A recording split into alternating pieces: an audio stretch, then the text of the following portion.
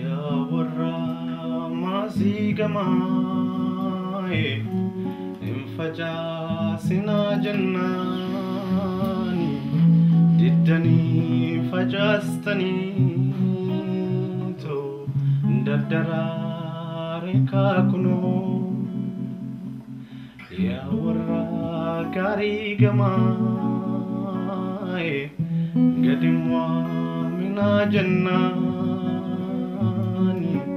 ددني قوامتني تو أمرا دكاكنو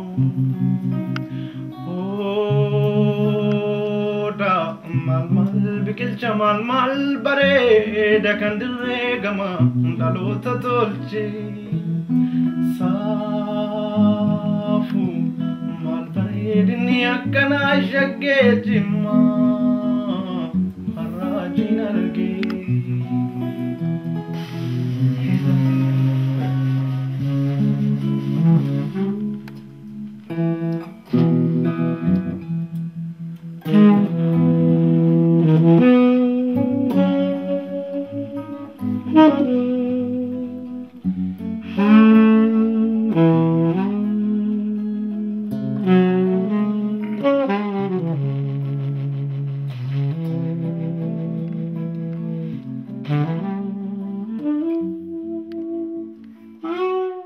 Jeg synger på mitt eget språk.